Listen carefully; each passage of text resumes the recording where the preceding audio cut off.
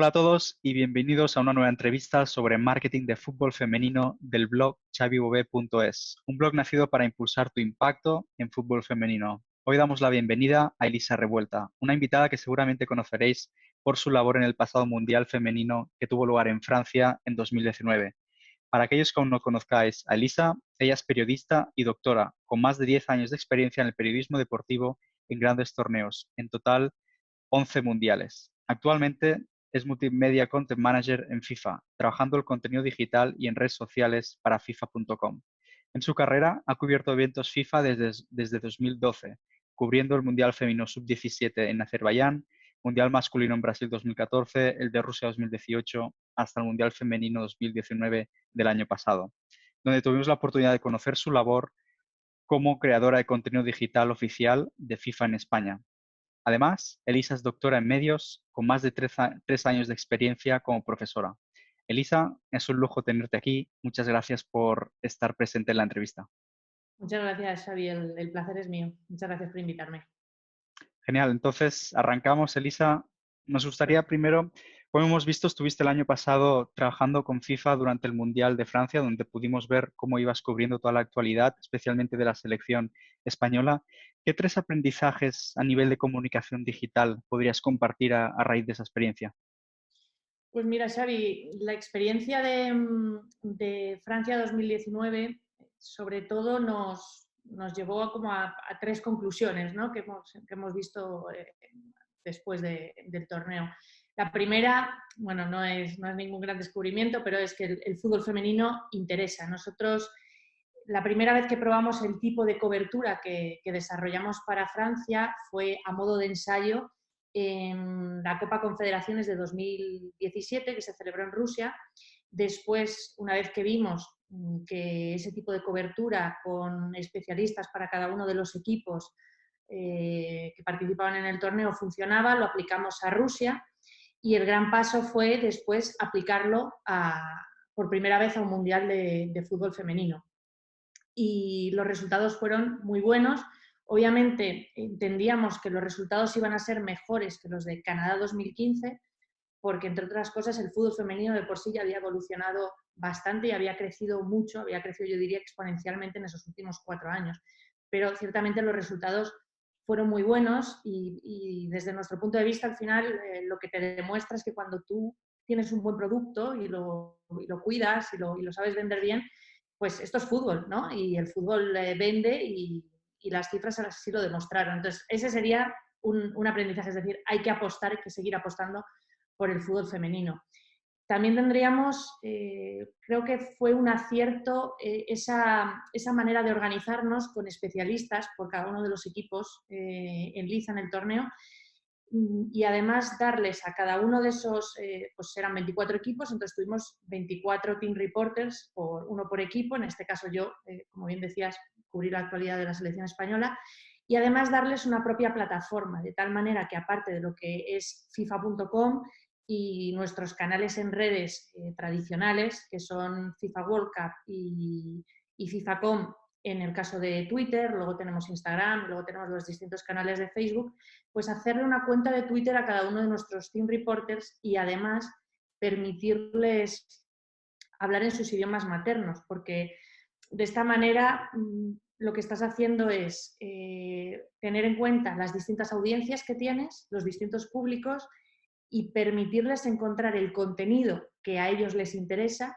en su idioma nativo y de tal manera, si no, probablemente el flujo de todo el contenido que se creó, imagina 24 personas creando contenido diario, más otras tantas personas coordinando, si todo eso lo vuelcas en un mismo cajón, ¿no? Al final lo que tienes es un galimatías y dónde encuentras, ¿no? Dónde encuentra el aficionado, el usuario, lo que realmente quiere. Bueno, pues en este caso, al tener esas 24 cuentas de Twitter, pues por ponerte un ejemplo, el aficionado de Italia tenía a su team reporter italiana reportando en italiano día a día.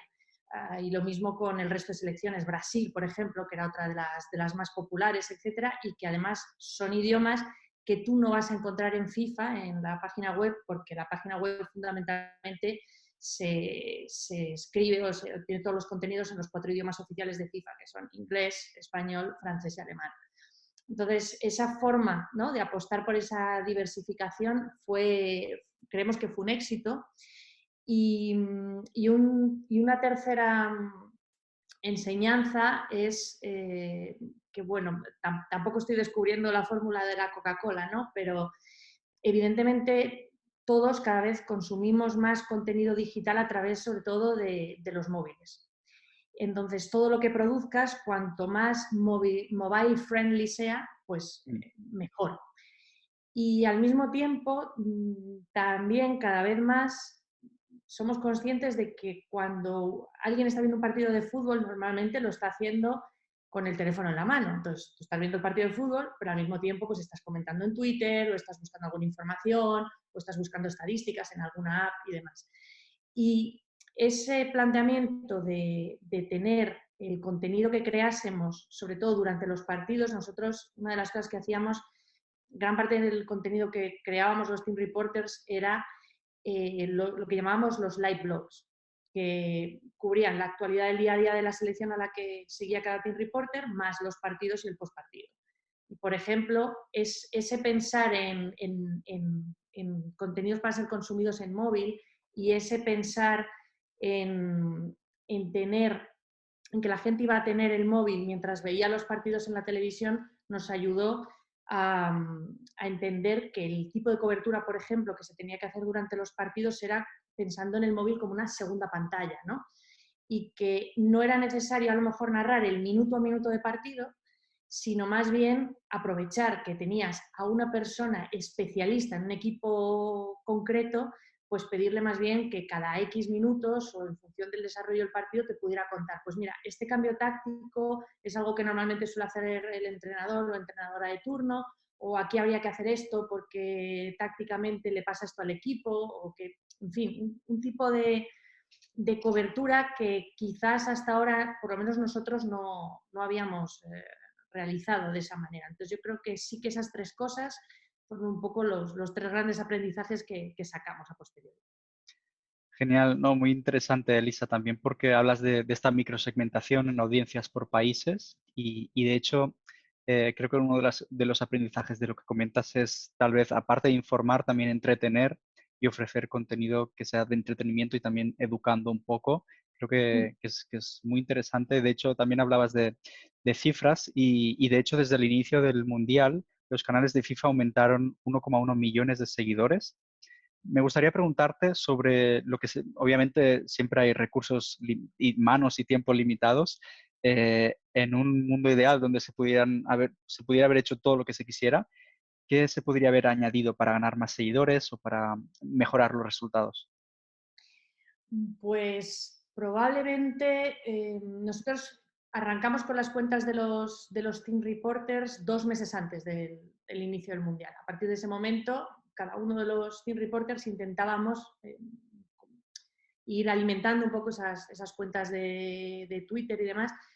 Quizás, obviamente, reservamos el mayor volumen de creación de contenido para cuando se celebraba el torneo, lo cual obviamente es lógico y porque ahí es el momento en el que tú estás, cada team reporter estaba empotrado con la selección, con un nivel de acceso privilegiado, ¿no?, que era lo que permitía pues, crear ese contenido. Pero bueno, pensando en qué se podría haber mejorado, cómo podríamos haber tenido todavía más impacto, más crecimiento, pues quizás esas cuentas se podrían haber lanzado un poco antes o el contenido podría haber sido un poco mayor desde el principio.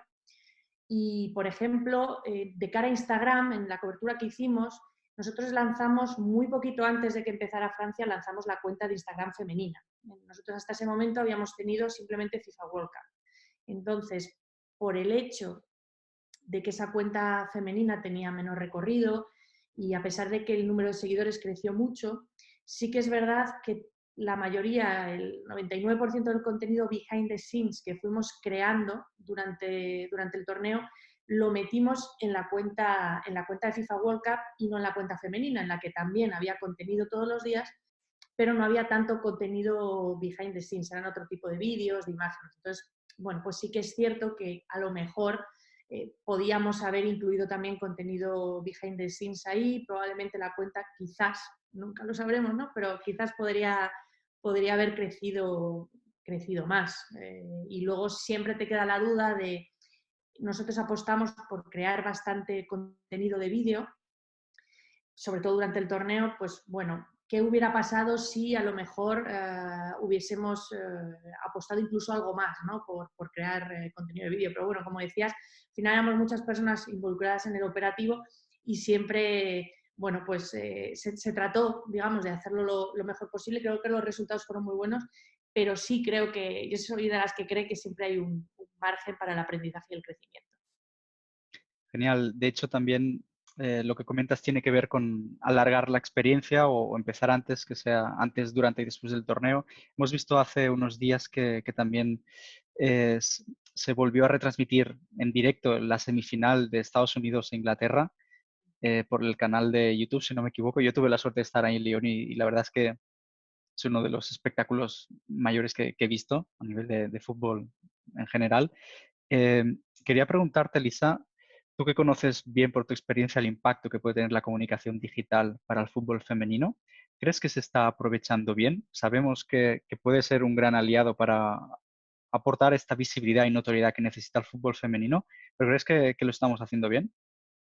Yo creo que sí. De hecho, Xavi, para mí una de las cosas buenas del fútbol femenino es que creo que siempre tuvo muy claro desde el principio que tanto Internet como las redes sociales eran su principal aliado, porque hoy en día es verdad que abres un periódico deportivo o vas a una emisora de radio y vas a encontrar podcasts o programas o, en definitiva, contenido y secciones dedicadas al fútbol femenino.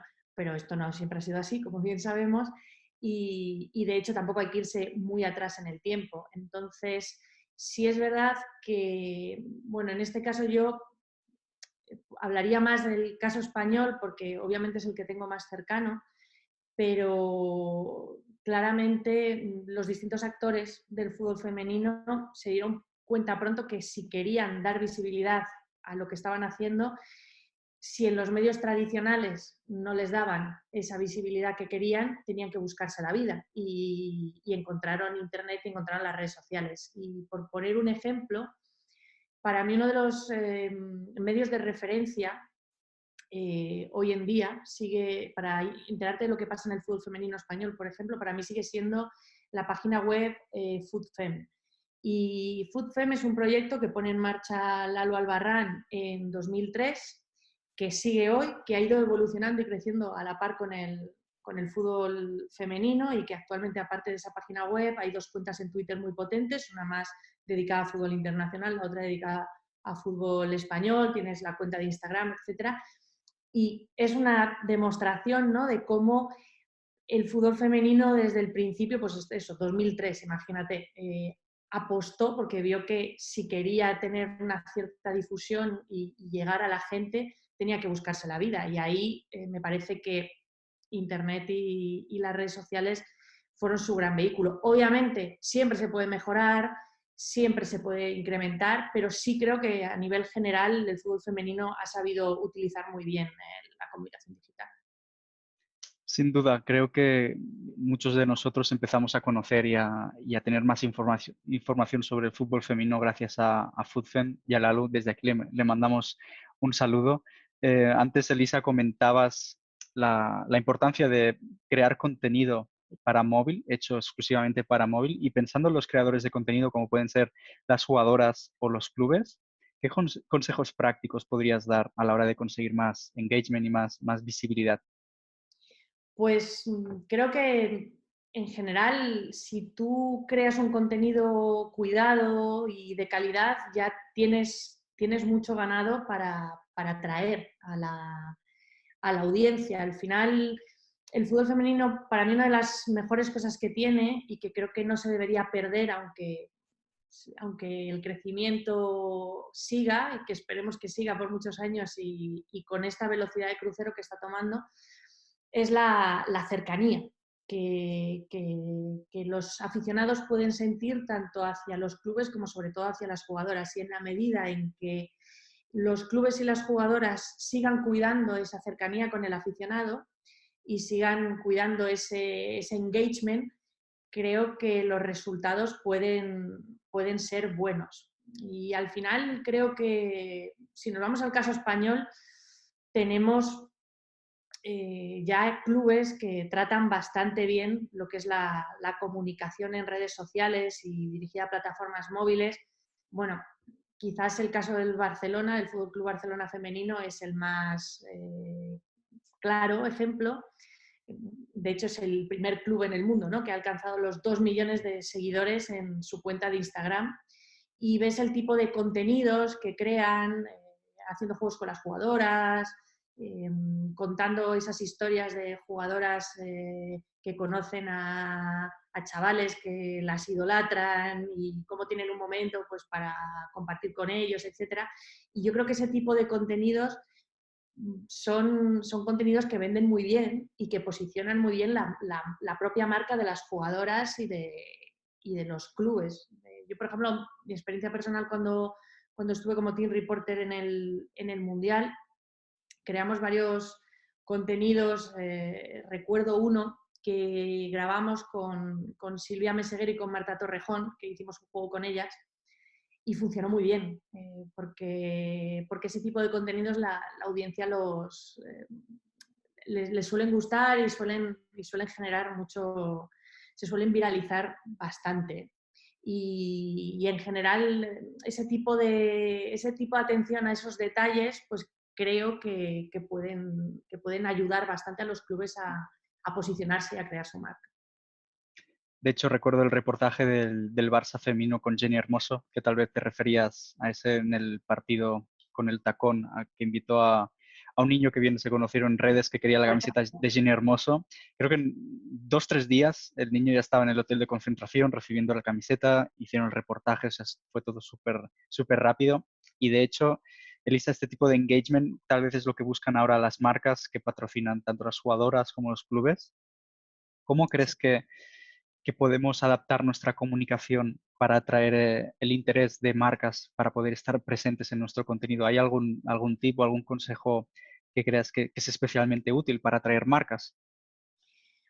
Bueno, lo primero es que creo que estamos en un momento en el cual es relativamente, no sé si fácil, pero sí que por la situación actual, que el fútbol femenino está de moda, que se ha creado un gran hype al que el Mundial obviamente ha contribuido, vendrá la Eurocopa, seguirán viniendo grandes torneos y al mismo tiempo el fútbol femenino español, la propia selección española, está creciendo mucho. Entonces, todo eso está, yo creo que ya de por sí, posicionando a las marcas a mirar hacia el fútbol femenino. Además, si tenemos en cuenta el movimiento social que digamos que existe a nivel global, ¿no?, de lucha por la igualdad y relacionado con el feminismo, etcétera. Es decir, hay ahí como una cuestión que está llevando a las marcas un poco hacia mirar en general al deporte femenino, y al final el fútbol es el más popular. Entonces yo creo que si los clubes se mueven bien, y lo que decíamos antes, si tú cuidas el producto, para mí la clave es que los clubes hagan de sus equipos, sepan venderlos bien, hagan de ellos un producto atractivo. Si tú envuelves bien ese producto, esa empresa que ya de por sí está más atenta al fútbol femenino de lo que estaba hace unos años, le va a entrar más por los ojos y va a decir, mira, pues andaba yo pensando en patrocinar, porque además por imagen me viene bien, etcétera, en patrocinar algo de deporte femenino, pues me gusta mucho lo que está haciendo este club y me parece que podemos crear una sinergia muy interesante. Entonces yo creo que va un poco por ahí la cosa. Si tú cuidas bien el producto, si le prestas atención, si haces un contenido profesional, tienes, yo creo, bastantes posibilidades de tener éxito a la hora de conseguir patrocinadores. Y creo que está muy bien esto que comentas porque a veces tal vez en el campo podemos tener una buena experiencia que guste a marcas, pero realmente el contenido es lo que le da esta capa de packaging que hace que sea un producto final, digamos, atractivo. Ahora que estamos en una situación con el coronavirus y con todo el tema del aislamiento y todo, vemos que hay muchas iniciativas a nivel de contenido, Instagram Lives, webinars, todo tipo de, bueno, recordar momentos pasados y es algo que por un lado es positivo porque la gente tiene más tiempo de consumir este contenido, por otro lado hay más competencia porque hay más creadores de contenido y lo hacen con más frecuencia. Y esto nos quita dos cosas, que es la atención y el tiempo de nuestros seguidores. ¿Qué acciones o qué tipo de contenido recomendarías ahora para atraer o fidelizar a las audiencias? Para mí, la originalidad y la creatividad tienen que ser como los dos parámetros fundamentales en torno a los cuales organizar la comunicación y a la hora de diseñar la estrategia de creación de contenido. De los ejemplos, los ejemplos que ponías ahora, ¿no? En este momento especialmente complejo y extraño que estamos viviendo todos, hay clubes que se están adaptando muy bien. A mí uno de los clubes que siempre me ha llamado la atención, en este caso hablaríamos de fútbol masculino, pero me parece que tiene un tipo de estrategia comunicativa basada en la originalidad que da bastante buen resultado, es el Leganés. El Leganés, cuando estábamos empezando con todo este tema del confinamiento, ese primer fin de semana sin fútbol, de repente se les ocurre ponerse a narrar el partido con el Valladolid como si realmente estuviera teniendo lugar, pero al mismo tiempo con frases o con tweets como, bueno, llega el momento del descanso, Javier Aguirre, el entrenador, manda de nuevo a los jugadores a sus habitaciones, porque recordad, hay que quedarse en casa, ¿no? Y utilizando los hashtags que se están empleando para concienciar a la gente de que no salga. Entonces son acciones de comunicación que realmente creo que son muy buenas, que son brillantes. Hace un ratito estaba mirando, por ejemplo, ejemplos que ha hecho también, por ejemplo, el Atlético de Madrid en comunicación. Un ejemplo muy bueno también de los primeros días fue sacar un vídeo con sus jugadores y sus jugadoras aplaudiendo solos en casa, y montaron los distintos fragmentos para mostrar un poco el apoyo, pues ese aplauso que todas las tardes a las 8 damos a los sanitarios, ¿no? Era una acción de comunicación muy buena. Y hace un ratito, por ejemplo, estaba viendo también que la cuenta femenina del Atlético de Madrid hablaba con Silvia Meseguer, que es una de sus capitanas, que está a punto de conseguir la licenciatura en medicina, que se está preparando ya para el MIR, y que se acaba de ofrecer voluntaria pues, para asistir a enfermos en el hospital de campaña de IFEMA, ¿no?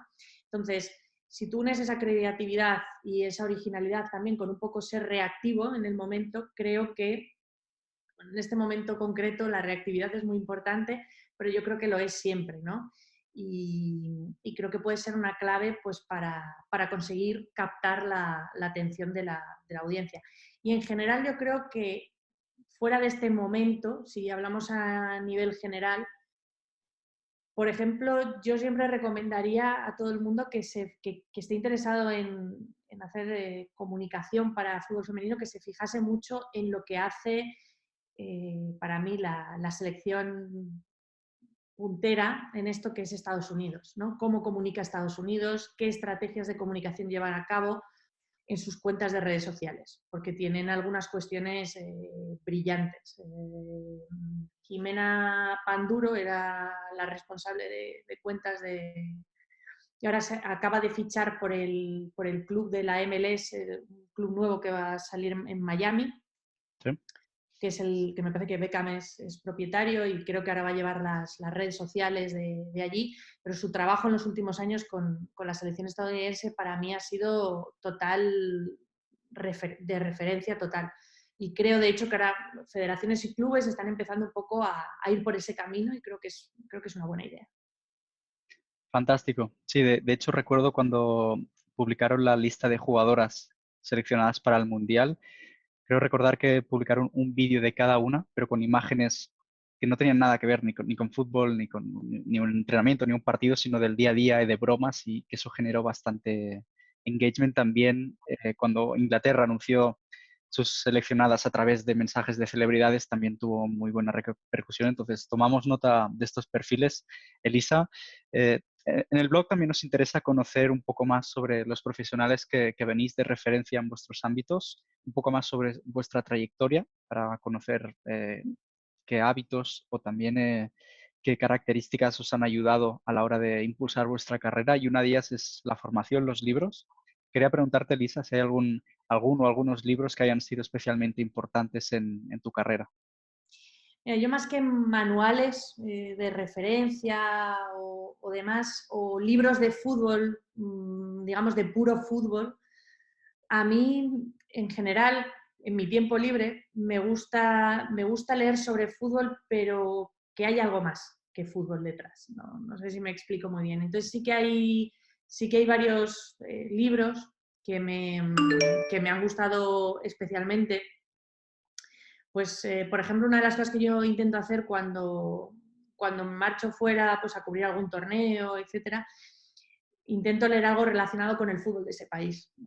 A veces lo encuentro, a veces no, pero por ejemplo sí recuerdo que cuando estuve en Brasil para la cobertura del Mundial de 2014, me llevé conmigo un libro que me gustó muchísimo y se llamaba Futebol, de Alex Telles, y es un periodista. Entonces el libro iba todo sobre fútbol brasileño, pero en realidad lo que te demostraba era como un análisis de la sociedad brasileña a lo largo de la historia y la relación, el porqué de esa locura por el fútbol que hay en Brasil. Entonces eran distintas historias desde los inicios de la llegada del fútbol al país hasta la actualidad, con numerosas anécdotas desde el maracanazo hasta cuestiones de la liga local brasileña. Y era interesante porque al final era una radiografía del propio país, con lo cual era no sé, era interesante. Y en ese sentido, por ejemplo, a mí hay articulistas que suelo seguir y que luego en ocasiones también algunos de ellos terminan reuniendo los artículos en un libro. Por ejemplo, uno de mis favoritos es Enrique González, que ahora escribe mucho sobre Liga Argentina, pero a mediados de los 2000 estaba de corresponsal en Italia y tiene un libro de artículos sobre el calcio que, aunque hayan pasado 15 años, sigue vigente. Y también es otro, no deja de, al final eran artículos semanales, repasando lo que había pasado en la liga, pero terminaba siendo un análisis alucinante de la sociedad italiana. Y el argentino Eduardo Sacheri también tiene un libro muy interesante de artículos. Hay una publicación muy mítica en Argentina que es El Gráfico, que ya por desgracia no está en versión papel, y él recopiló, tiene un libro que recopila los artículos que escribió para El Gráfico en 2 o 3 años, y la verdad es fantástico también. A mí ese tipo de literatura la verdad que me gusta bastante. Por supuesto, tomamos nota de las tres referencias y también creo que es muy interesante lo que comentas y especialmente en tu caso que muchas veces lo que haces es contar la historia de lo que vives en cada torneo y conocer un poco más del país tal vez te ayuda a entender más lo que está sucediendo. Así que creo que es una muy buena herramienta. Elisa, también quería preguntarte sobre, a lo largo de tu carrera, imagino que habrán habido obstáculos y momentos más difíciles que otros. ¿Hay algún fracaso o obstáculo que recuerdes especialmente en algún momento que te haya ayudado a impulsarte más adelante o en el presente? Bueno, veremos a ver qué nos trae, ¿no? esta situación que vivimos ahora, porque desde luego va a ser un desafío muy grande para todos los profesionales que nos dedicamos a la comunicación. Si me voy un poco más atrás, en el pasado, pues sí que es verdad que recuerdo, yo empecé mi carrera profesional en la radio. Y bueno, pues después de un par de años, ¿no? El típico contrato en prácticas que se acaba y te quedas ahí un poco con incertidumbre, te quedas en el paro y estuve ahí unos meses que, bueno, pues se puede considerar como esos meses de desempleo como pues con la incertidumbre, ¿no? De si vas a encontrar trabajo, qué tipo de trabajo vas a encontrar, etcétera. Al final, justo después del Mundial de Sudáfrica, empecé a trabajar en FIFA, pero esos meses, por ejemplo, pues nunca lo hubiera pensado, pero tenía el proyecto de hacer el doctorado, un poco ahí como dejado, y lo retomé, y gracias a que tuve esos meses un poco de calma y de poder dedicarme solo al doctorado, pues acabé el diploma de estudios avanzados y gracias a eso luego ya me pude concentrar en la tesis y lo acabé sacando. ya trabajando en FIFA, me llevó unos cuantos años terminar la tesis doctoral, pero probablemente nunca hubiese acabado el doctorado si no hubiese tenido esos meses en los que me animé a ponerme al 100% con ello. Genial. De hecho, la última pregunta, Elisa, tiene relación con esto también, que es, ¿qué consejos o consejo podrías dar a un joven estudiante o profesional que quiera empezar a trabajar en fútbol femenino, ya sea en el ámbito del periodismo, comunicación o marketing? ¿Qué consejo le podrías dar? Bueno, pues creo que el principal consejo al final, las profesiones relacionadas con el mundo de la comunicación suelen incorporar o llevar aparejado un componente vocacional bastante grande, ¿no? Entonces yo creo que si te has decidido o estás estudiando periodismo es porque hay una vocación grande, entonces la cuestión es perseverar, intentarlo, ponerle mucha pasión y en el caso del fútbol femenino también dejarte los prejuicios que puedas tener de inicio a un lado, porque si algo me ha enseñado la experiencia es que el fútbol femenino tiene algo que engancha.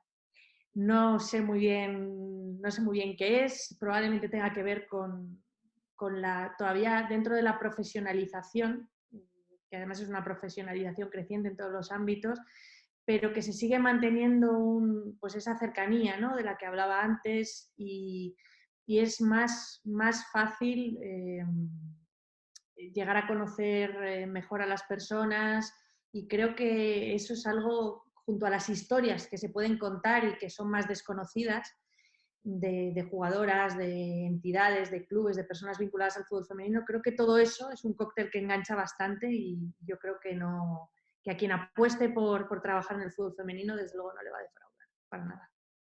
Genial, muchísimas gracias, Elisa. Creo que nos has ayudado a ver, por un lado, cómo funciona la comunicación o cómo se cubre un mundial como el femenino del año pasado desde dentro. Creo que es muy interesante porque muchas veces vemos el resultado final, pero no vemos lo que hay detrás, que realmente son muchas horas, eso lo sabes bien.